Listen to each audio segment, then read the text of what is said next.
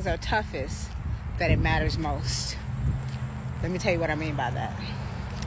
When you are on this journey and you are doing all the things to master self, and that program, the old man, as Neville Goddard talks about, rears its ugly head and fights for you to not change by bringing up all those thoughts, all those emotions, all the conditioning of the past to the surface.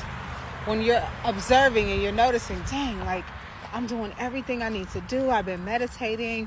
I'm learning to release past judgments and assumptions that are limiting beliefs for myself and others. But why do I still feel this way? Why do I still feel the negative thought, the negative emotion? Why do I still think the negative thoughts? Why am I still feeding into the narrative that's so familiar, even though I know it's not what I'm wanting to create from? And it's also no longer who I choose to identify as or with. Your body has a mind of its own.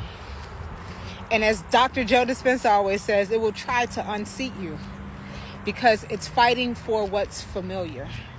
So when you are overcoming past thoughts and emotions and shifting identity, your body does this thing where you've conditioned it into emotions, which are technically, scientifically, chemical reactions that are happening in the body that are sending signals to different parts of your nervous system as you are continuing to experience them.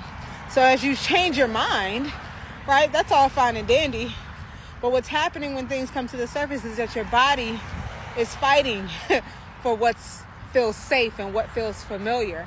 It's fighting. It's not fighting because it wants to harm you or work against you. It's just fighting for what's familiar because its job is to keep you safe. And we feel safer when we have a lot of knowns, right? When we can predict the outcome, when we can predict what's happening. We feel unsafe in the unknown. So when you're training yourself to trust the unknown, to trust the unfolding of life as you're doing your inner work and mastering yourself, your body is like, hold up, I don't know what's going to happen next. I can't predict it. I can't control it. Like, what do you mean? But here's what I can control. Remember this? Remember that? Remember how it made you feel? Remember this feeling? Remember this emotion? And so that's the process of what so many of my clients and people that I work with in this community have experienced, including myself, is that it's fighting to keep you safe. But instead of succumbing, instead of giving in, throwing in the towel and saying, you know what, I'm going to accept this same program because it's familiar, and you know what, maybe it's right, and maybe I can't change, and maybe this won't change, and maybe this isn't happening for me, and maybe all this work is in vain. Instead of accepting and surrendering to ideas and thoughts and emotions of defeat, you decide to press forward. You decide to do the hard thing. You decide to challenge what's before you and continue the inner work. Because when it becomes mundane, when it becomes boring, as Dr. Joe Dispenza explains, is when it matters most, because that's when you go from being what he calls, in the beginning, we are the philosopher. We listen to theory.